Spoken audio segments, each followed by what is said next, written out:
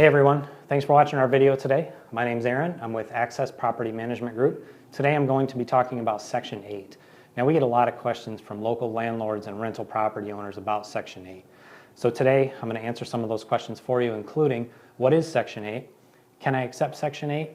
Am I required to accept Section 8? And then I'll share some tips with you that we've learned along the way that you might find useful if you decide to accept Section 8 vouchers at your property in the future. So what is Section 8?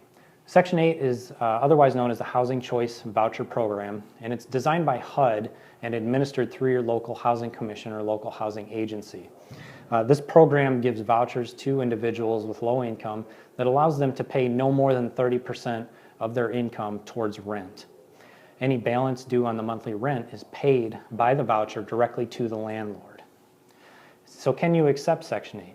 The answer is yes. You can accept Section 8 at your rental property. If you do accept an applicant with a voucher, a couple things are going to happen. First one is going to be that the local housing agency is going to send you paperwork. Sometimes the tenant provides this paperwork directly to you. And the paperwork is just going to request some information about the property, including the address, information about the rent, and maybe some information about the market rents in the area, and also what utilities are included and which ones are required to be paid by the tenant. You'll also be required to provide a W-9 to the housing agency for tax reporting purposes. The next thing that's going to happen is they're going to want to schedule an inspection of the property.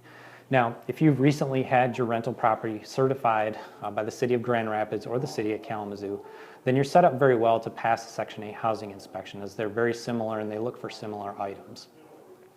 Are you required to accept Section 8? You must be familiar with local fair housing laws. Section 8 vouchers in some locales, including the City of Grand Rapids, are considered a source of income. And in the City of Grand Rapids, source of income is a protected class. So just be very mindful of the fair housing laws when you are screening your applicants. It's important to note that you're not required to provide all the information requested by the Housing Commission. You're also not required to accept the lease addendums that they will ask you to sign if you decided to accept the Section 8 voucher. Now, if you decide not to provide the information and not to sign the lease addendums, of course, the tenant won't be approved to live at your property. So what are some tips that we've learned that can help you in the future? The first one is that if you've had a tenant who has had a voucher at your property for at least 12 months, they've completed their first lease, and they want to renew. The good news is you may not be required to hold the maximum rent restriction that is established by the voucher. In other words, you could increase the rent to the true market value in some cases. Now check with your local housing agency before you do this. Utilities that are included in the rent will increase the amount of rent that a voucher will pay. And any utilities required to be paid by the tenant will decrease the amount. This is typically called a utility allowance, and it's factored into the total housing cost for a voucher holder. Thank you for watching the video today.